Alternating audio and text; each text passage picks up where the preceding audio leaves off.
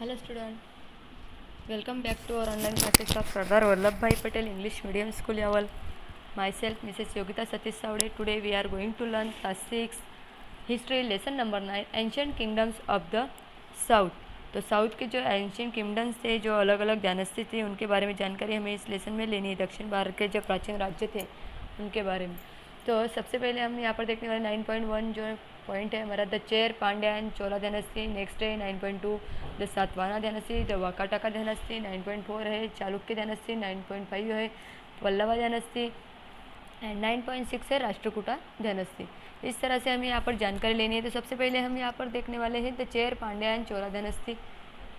यहाँ पर ये मैप दिया गया है कि कौन सी डायनेस्टी किस एरिया में थे, इसके बारे में जानकारी हमें इस मैप से मिलती है। नेक्स्ट यहाँ पर यू कैन डू दिस, आपको ये करना है कि आप ये कर सकते हैं। Mark the important places in the south India on an outline map of the India. तो ये जो इंडिया का मैप दिया है, यहाँ पर आपको आउटलाइन बनानी है भारत के मानचित्र प्रारूप में। जो दक्षिण भारत के जो महत्वपूर्ण स्थान है उसे आपको दर्शाना है इस मैप में। नेक्स्ट है यहाँ पर 9.1 the Chera Pandya and Chola dynasties. तो सबसे पहले हम यहाँ पर देखने वाले of the many dynasties in south India there are 3 are mentioned in the literature of those times. तो यहाँ पर जो बहुत सारे ऐसी डायनेस्टी थी, उनमें से जो 3 डायनेस्टी है, जो राज्य सत्ता है, उनका उल्लेख तत्कालीन साहित्य में आता है। And these are the Chera Pandya and Chola dynasty, जो है चेर पांड्या एंड चोला डायनेस्टी।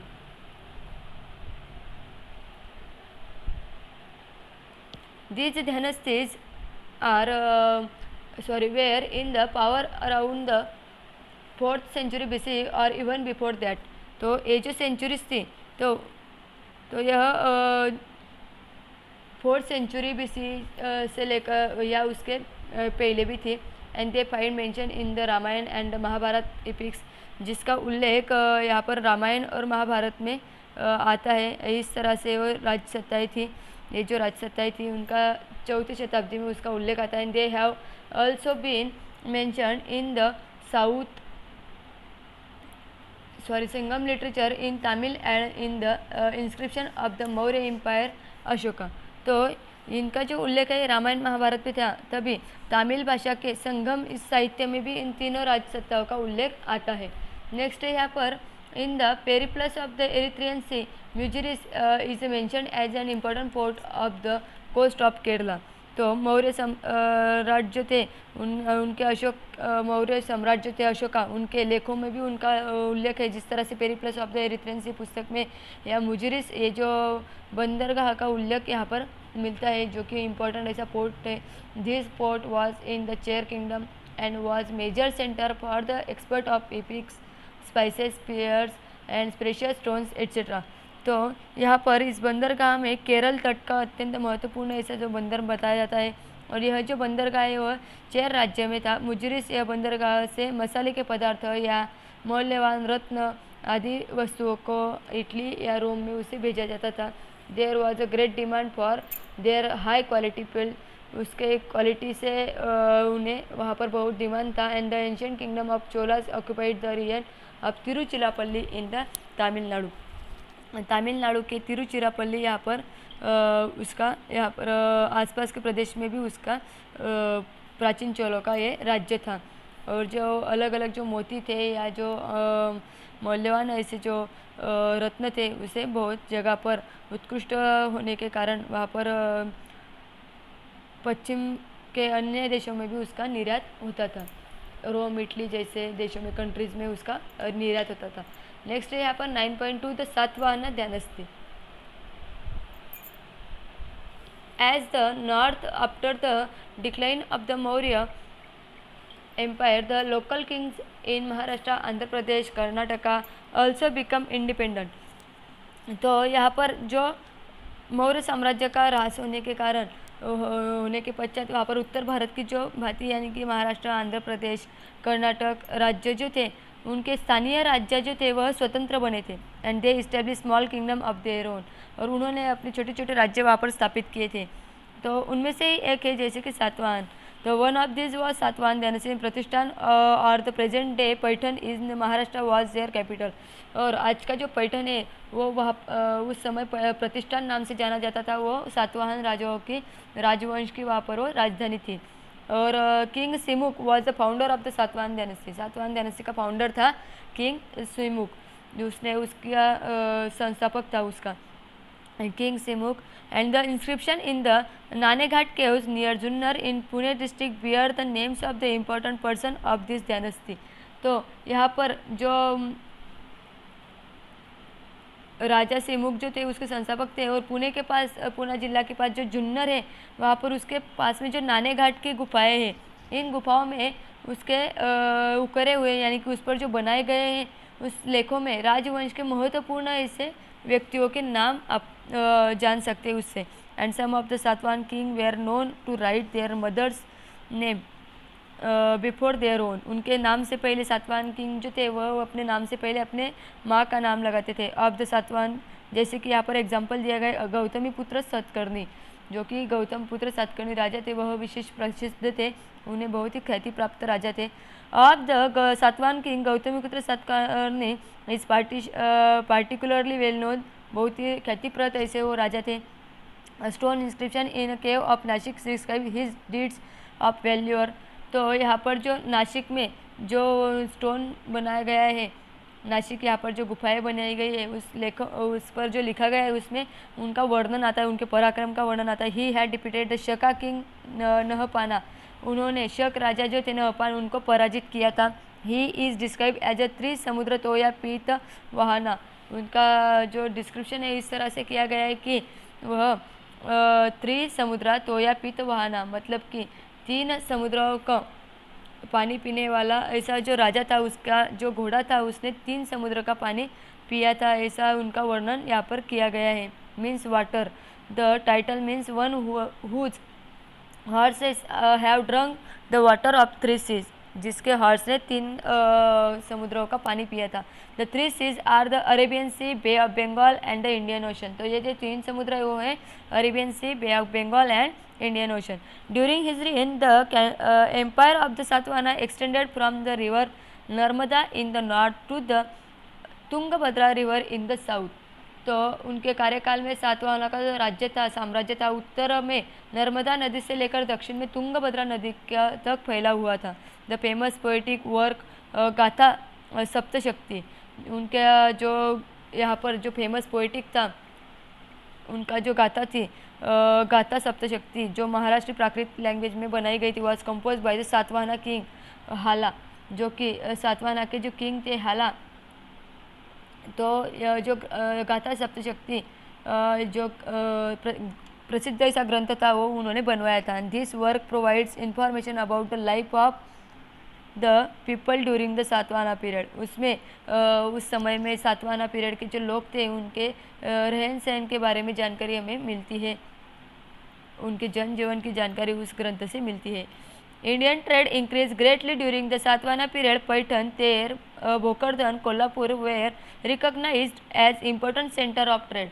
सातवाहन कालखंड में भारत के व्यापार में बहुत ही वृद्धि हुई थी, और महाराष्ट्र के जो पैठन, तेर, भोकरदन, कोल्हापुर ऐसे जो शहर थे वह व्यापारिक केंद्र के रूप में बहुत ही प्रसिद्ध थे, महत्वपूर्ण थे। And during this period many artistic objects were produced at this places. Indian goods were exported as far away as Rome. तो यहाँ पर भारतीय माल का निर्यात जो था वह रोम तक होता था। इस कालखंड में बहुत सारे ऐसे कला वस्तुओं का भी उत्पादन होता था, और Indian goods were exported as far as Rome, Rome तक उसका निर्यात होता था। And some of the Satavahana coins carry images of ship, और कुछ सातवाहन जो सिक्के थे उन पर जहाज़ों की प्रतिमाएं थी, अंकित की गई थी, जहाज़ों की प्रतिमाएं अंकित की गई थी। The cave sculpture at the Ajanta, Nashik, Karla, Bhaje, Kanheri, Junnar and Maharashtra were carve during the Satavahana period. तो यहाँ पर महाराष्ट्र के अजंता, नासिक, कार्ले, भाजे, कन्नेरी, जुन्नर ये जो गुफाएं हैं उनमें कुछ गुफाओं का खनन सातवाहन के साथ में समय में किया गया था। और यहाँ पर सातवाना कॉइन जो है शिप के साथ उसकी इमेज यहाँ पर दिखाई गई है कि यहाँ पर किस तरह से शिप की इमेज बनवाई गई है। द चैत्य गृह की पिक्चर यहाँ पर दी गई, कार्ला में जो चैत्य गृह है कार्ले यहाँ का उसकी पिक्चर दी गई है। नेक्स्ट है 9.3 point the Vakataka dynasty. The power of the Satavahana began to weaken by the 3rd century CE. Among the dynasties that emerged after that, Vakataka was a powerful dynasty.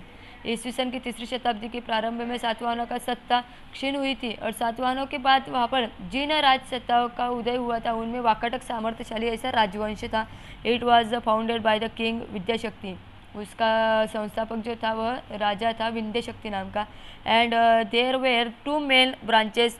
The capital of the first was the Nandivardhan near Nagpur, उनकी पहली राजधानी थी नंदीवर्धन जो कि नागपुर के पास थी। And capital of the other branch was Vatsagulma जो विच इज़ टुडेज वाशिम, जो कि आज की वाशिम जिला है वह वत्सगुल्म नाम से जाना जाता था। उनकी दूसरी शाखा की वह राजधानी थी। एंड सन प्रवर्सन फर्स्ट जो कि सन ऑफ विंध्यशक्ति का बेटा था, extended the Vakataka kingdom in the north up to the Malwa Gujarat in the south up to the Kolhapur. उन्होंने वहाँ पर विंध्यशक्ति के जो बेटा थे प्रवर्सन, उन्होंने वाकाटक का साम्राज्य का विस्तार किया था। उसके कार्यकाल में वाकाटक का साम्राज्य था उत्तर में मालवा से लेकर गुजरात के एंड साउथ एरिया में कोल्हापुर तक उसका साम्राज्य फैला हुआ था। At that time Kolhapur was known as the Kuntal, और उस समय कोल्हापुर को कुंतल नाम से जाना जाता था। Kuntal we have read that the Gupta emperor Chandragupta second had married his daughter Prabhavati to Rudrasena second.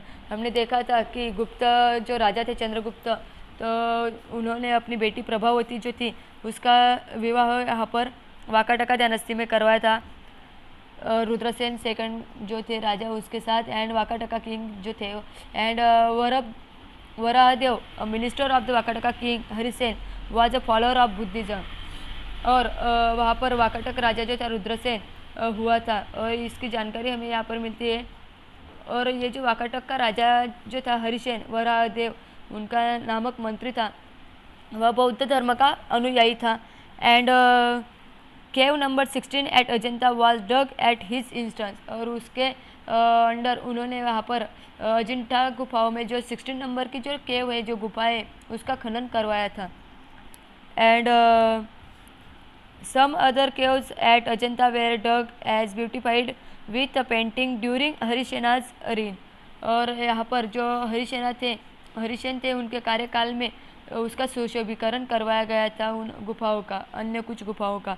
And Vakataka king Pravarasena second compose Setubandha in Maharashtri Prakrit language. Similarly Kalidasa's Meghaduta also belong to this period. तो वहाँ पर जो वाकाटक राजा था प्रवर्सन द्वितीय, उन्होंने प्राकृत महाराष्ट्री लैंग्वेज में जो राइटिंग की थी, सेतुबंध जो कंपोज किया था उस समय, उसी तरह से कालिदास जो थे उन्होंने मेघदूत का राइटिंग करवाया था, यानी कि उसका कंपोज किया था। और यहाँ पर बोधिसत्व पद्मपानी अजंता के उसका यहाँ पर पिक्चर दिया गया है। नेक्स्ट हमें देखना है यहाँ पर the Chalukya dynasty. The Chalukya dynasty in Karnataka was a powerful one. The kingdom of Kadamba Kalachuri had become powerful after the decline of the Vakatakas, but the Chalukyas king established their dominance over all of them. तो कर्नाटक के चालुक्य राजवंश जो था वह जो सत्ता थी वह बहुत ही बलशाली थी। वाकाटोके के बाद वह प्रबल हुई राज सत्ताओं में कदम्ब कलचुरी आदि सत्ताओं का समावेश उसमें होता था, परंतु इन सभी पर चालुक्य राजाओं ने अपना वर्चस्व प्रस्थापित किया था। Pulakeshi first establish the rule of the, जो पुलकेशी फर्स्ट है उन्होंने अपने जो रूल्स है वह चालुक्य डायनेस्टी के जो 6th सेंचुरी सी तक वहाँ पर उसका फैला गया था। और ईस्वी सन 6ठी शताब्दी में पुलकेशी जो थे प्रथम, उन्होंने चालुक्य राजवंश की स्थापना की थी। And his capital was Badami which was earlier called Vatapi.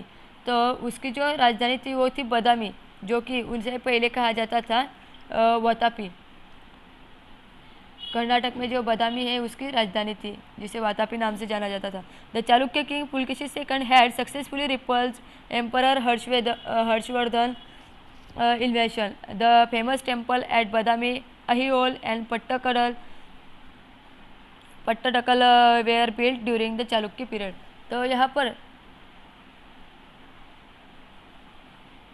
जो राजा था पुलकेशी सेकंड, उन्होंने सम्राट हर्षवर्धन के आक्रमण को विफल बनाया था और इस तरह से बदामी होल पट्टदकल में प्रसिद्ध ऐसे मंदिरों का निर्माण उन्होंने किया था। चालुक्य राजाओं के कार्यकाल में बनाए गए थे ये जो मंदिर थे, तो वह चालुक्य राजाओं के कार्यकाल में बनाए गए थे। यहाँ पर पिक्चर दिया था टेम्पल एट पट्टकदल। नेक्स्ट हमें यहाँ पर देखना 9.5 the Pallava dynasty. Pallava dynasty में क्या हुआ था? The Pallava were also powerful dynasty in south India. वो भी साउथ इंडिया की एक बहुत ही पावरफुल डायनेस्टी मानी जाती थी। कांचीपुरम जो थी उसकी राजधानी थी। यहाँ पर पिक्चर दिया है द रथ और chariot temples at Mahabalipuram. Mahabalipuram यहाँ पर जो रथ का मंदिर है उसका पिक्चर यहाँ पर दिया गया है। पल्लवा डायनेस्टी की जानकारी हम यहाँ पर लेने वाले हैं। Tamil Nadu was their capital. Mahendra Varman was an able Pallava ruler. तो यहाँ पर कांचीपुरम जो थी तमिलनाडु में उसकी राजधानी थी और उसका महेंद्र वर्मन यह बहुत ही ऐसा प्रसिद्ध ऐसा राजा था। ही एक्सपेंडेड द पल्लवा किंगडम। उसने पल्लवा किंगडम का जो विस्तार किया था। वह स्वयं एक ही वॉज ऑल्सो प्ले राइट, और वो नाटककार था, वो नाटक लिखता था। He was also playwright and he son Narasimha Varman repulsed the attack on the kingdom by Chalukya king Pulkeshi II. The famous Ratha temple of Mahabalipuram were sculptured during his reign. तो उनका जो बेटा था महेंद्र वर्मन के बेटा जो थे नरसिंह वर्मन, उन्होंने चालुक्य राजा पुलकेशी सेकंड का आक्रमण जो था वह विफल कर दिया था और उनके कार्यकाल में जो महाबलीपुरम यहाँ पर जो मंदिर बनवाया गया था, जो रथ मंदिर बनवाया गया था, उसके अखंड ऐसे पत्थर में खोदे गए थे। उनके कार्यकाल में यहाँ पर प्रसिद्ध ऐसा रथ मंदिर का खुदाई वहाँ पर की गई थी। नेक्स्ट है यहाँ पर this temples have been sculptured in the single rock, जो कि एक ही पत्थर में बनाया गया था। The Pallava had a powerful and well equipped navy. तो जो पल्लवा राजा थे वह बहुत ही शक्तिशाली थे और सुसज्ज ऐसे जल सेना उनके पास थी। During this period India come in close contact with the countries of south east Asia. और उनके समय में जो इंडिया था, भारत जो देश था हमारा, वह साउथ ईस्ट एशिया के कांटेक्ट में आया था। And internal and foreign trade flourished. और उनसे आंतरिक और जो बाहर के भी एशियाई से संबंधी आने के कारण भीतरी और बाहरी जो व्यापार था वह समृद्ध हुआ था। Yuan Chwang had visited Kanchi and recorded that people of all religion received tolerant and just treatment under the rule of the Pallava king. तो इन्होंने वहाँ पर मिले थे वो और उन्होंने कांची में आए थे युवान शांग, और उन्होंने कहा था कि पल्लव राजा के राज्य में सभी धर्म के लोगों के साथ सहिष्णुता और न्याय के साथ व्यवहार किया जाता है। Next 9.6 the Rashtrakuta Dhanashree. At the height of their power the dominance of the Rashtrakuta dynasty extended from the Vindhya mountain up to Kanyakumari in the south. तो राष्ट्रकूटा राजवंश के जो संपन्न कालखंड में उनकी जो सत्ता थी वह विंध्य पर्वत जो था, तो विंध्य पर्वत जो था तो उसमें से लेकर तो दक्षिण के कन्याकुमारी तक फैली हुई थी। और दंती दुर्ग जो राजा था वहाँ पर देयर पावर विंध्य पर्वत से फैली हुई थी कन्याकुमारी तक। And their power was first establish in the Maharashtra by king Dantidurga. Dantidurga राजा ने उसकी महाराष्ट्र में पहली बार उसकी इस्टेब्लिशमेंट की थी, यानी कि उसकी स्थापना की थी। And Krishna Raja I had the famous Kailash temple carved at Ellora. जिन्होंने कृष्ण राजा प्रथम जो थे उन्होंने एलोरा के प्रख्यात ऐसे कैलाश मंदिर की खुदवाई करवाई थी। Up to now, we have learned about the different dynasties that ruled ancient India. In this next chapter, we will review the social and cultural life of in ancient India. तो हमने यहाँ तक देखा था कि किस तरह से मुख्य रूप से प्राचीन भारत की विभिन्न ऐसी जो राजनीतिक सत्ताएं थी उनके बारे में जानकारी प्राप्त की। अब अगले लेसन में हमें यहाँ पर भारत के सामाजिक और सांस्कृतिक जीवन के बारे में जानकारी प्राप्त करनी है। यहाँ पर हमें पिक्चर दिया गया है कैलाश टेम्पल का, जो एलोरा वेरूल में जो केव्स है उनके बारे में जानकारी दी है, इसलिए यहाँ पर पिक्चर दिया गया है। इस तरह से जो लेसन है हमारा यहाँ पर एंड हो चुका है।